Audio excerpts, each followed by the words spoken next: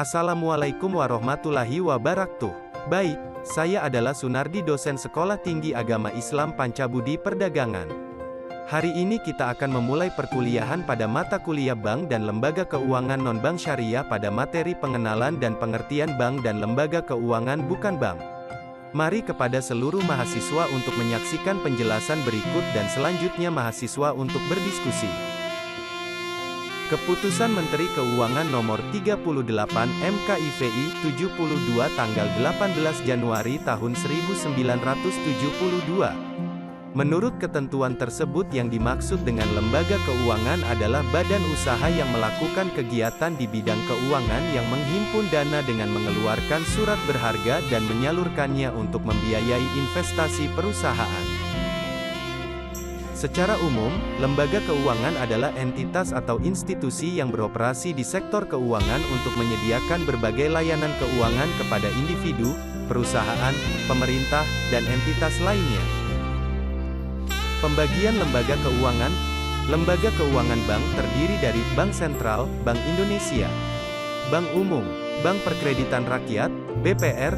Lembaga keuangan non-bank terdiri dari Pegadaian, Koperasi Simpan Pinjam, Pasar Modal, Pasar Uang, Perusahaan Modal Ventura, Perusahaan Asuransi, Perusahaan Sewa Guna, Leasing, Perusahaan Anjak Piutang, Factoring Company. Perbedaan antar bank dan lembaga keuangan bukan bank, LKBB, syariah. Beberapa poin ini bisa menjadi gambaran. 1. Bank biasanya menghimpun dana secara langsung dalam bentuk tabungan, giro, dan deposito, atau secara tidak langsung. Sedangkan lembaga keuangan non-bank menghimpun dana secara tidak langsung. 2. Bank memiliki kewenangan mencetak uang viral, Bank Indonesia, dan dapat mempengaruhi jumlah uang yang beredar di masyarakat. Sementara lembaga keuangan non-bank tidak bisa melakukan hal ini. 3. Tujuan utama penyetoran uang ke bank adalah untuk pendapatan bunga, keamanan, dan kenyamanan. Sedangkan tujuan utama penyetoran ke lembaga keuangan non-bank adalah untuk mendapat penghasilan tambahan, investasi, pembelian, dan lain sebagainya. Contoh lembaga keuangan bank. Bank Sentral. Pengertian bank sentral adalah lembaga keuangan yang berperan menjaga nilai mata uang agar tetap stabil hingga mencetak uang, baik itu untuk proses jual beli barang, jasa, maupun nilai tukar dengan mata uang asing. Bank Sentral Indonesia, BI, adalah salah satu contoh bank sentral yang pasti sudah kamu kenal baik. Bank Umum. Selanjutnya ada bank umum yang berfungsi menyelenggarakan kegiatan-kegiatan keuangan konvensional maupun syariah. Selain menghimpun dan menyalurkan dana, bank umum juga berperan menjembatani pihak pemodal dengan nasabah yang membutuhkan dana. Bank Perkreditan Rakyat. Contoh lembaga keuangan bank lainnya adalah Bank Perkreditan Rakyat, BPR. Perannya hampir sama dengan bank umum, tetapi BPR tidak menyediakan layanan valuta asing dan simpanan giro. Jenis industri keuangan non-bank. 1. Pasar modal. Pasar modal termasuk ke dalam industri keuangan non-bank karena dijalankan oleh lembaga non-perbankan dan berfungsi sebagai tempat jual beli surat berharga serta berbagai instrumen investasi seperti obligasi maupun saham. Selain itu, lembaga ini banyak dipilih masyarakat sebab tak hanya memberikan pembiayaan jangka panjang namun juga mampu menyalurkan sumber dana investor secara maksimal. Koperasi Simpan Pinjam. Koperasi Simpan Pinjam merupakan koperasi dengan usaha menghimpun dana masyarakat untuk kemudian meminjamkannya kepada anggota maupun orang-orang yang membutuhkan. Adapun dasar hukum pendiriannya adalah Undang-Undang Nomor 17 Tahun 2012. Perusahaan asuransi. Contoh industri keuangan non-bank berikutnya adalah perusahaan asuransi. Lembaga ini menjalankan usaha berupa pertanggungan berbagai risiko yang mengancam seseorang. Hal-hal yang ditanggung bervariasi sesuai jenisnya, dapat berupa kecelakaan, kebakaran, maupun kesehatan atas anggota tubuh. Cara kerjanya adalah, nasabah wajib membayar sejumlah iuran tiap bulannya, premi, sehingga kegiatan penghimpunan dana ini termasuk ke dalam industri keuangan bukan bank. Suatu saat ketika risiko itu benar-benar terjadi dan disebabkan oleh hal-hal dalam perjanjian, maka perusahaan asuransi akan membayar semua biayanya. Pegadaian. Pegadaian termasuk ke dalam salah satu contohnya karena menyelenggarakan kegiatan peminjaman modal dengan cara menggadaikan barang. Jadi, pihak yang membutuhkan pinjaman dana dapat membawa barang miliknya untuk digadaikan dan ditaksir dalam nominal uang sesuai kondisi benda. Pasar uang adalah alat yang mempertemukan pemilik modal dengan peminjam modal. Bagi para pencari modal, dana atau aset yang dimiliki investor dapat digunakan untuk membiayai modal kerja atau ekspansi usaha. Instrumen yang diperdagangkan bersifat jangka pendek yaitu tidak lebih dari 1 tahun. Perusahaan modal ventura adalah bentuk pendanaan yang berbentuk pemberian bantuan modal dalam rangka investasi kepada perusahaan swasta. Tujuan modal ventura adalah untuk membantu bisnis berkembang di mana ketika perusahaan tersebut meraih kesuksesan, pihak investor juga akan memperoleh keuntungan.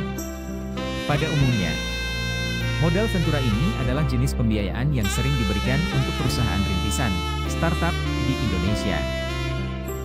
Perusahaan sewa guna, leasing, adalah bentuk pembiayaan yang memungkinkan seseorang atau perusahaan untuk menyewa atau menggunakan barang moda dengan membayar sejumlah uang sewa dalam jangka waktu tertentu.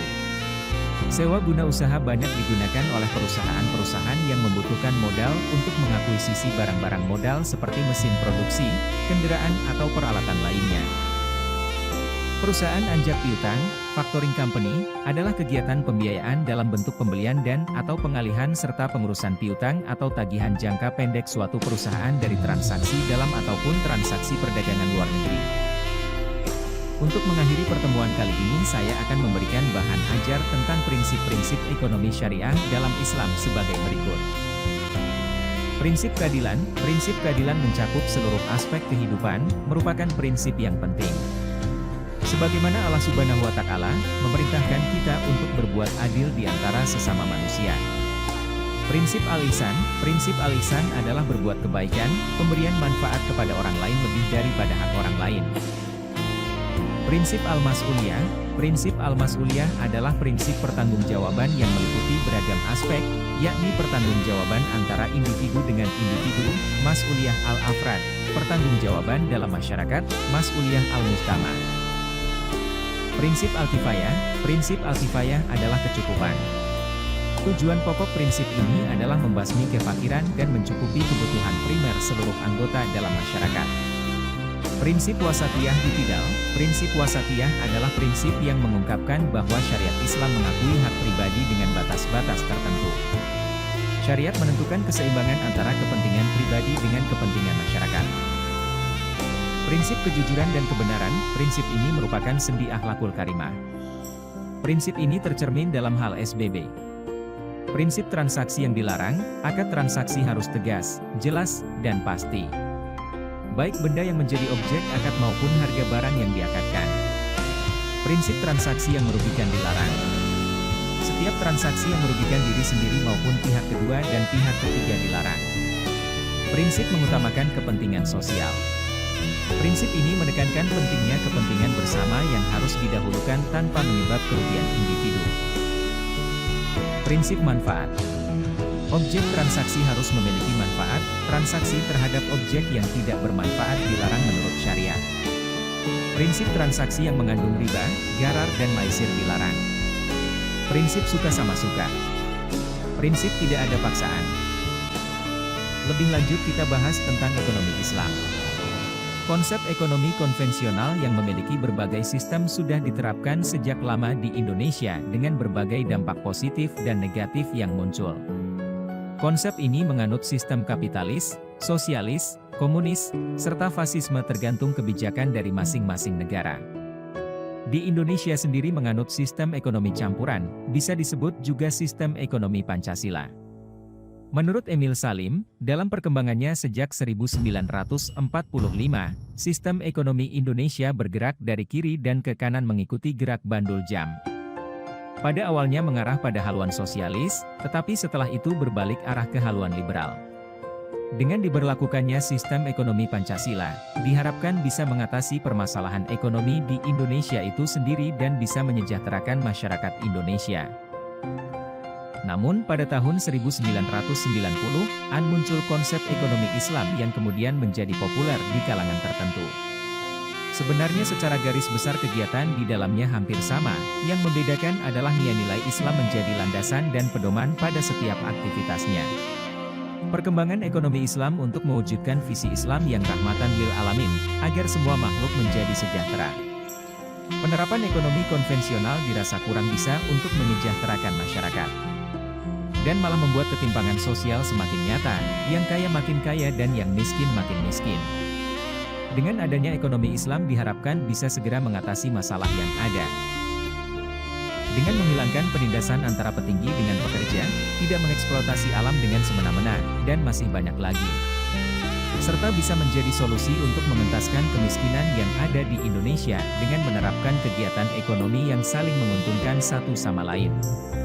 Ekonomi Islam didefinisikan oleh para ahli menjadi suatu ilmu yang mempelajari perilaku manusia dalam usaha untuk memenuhi kebutuhan secara syariah.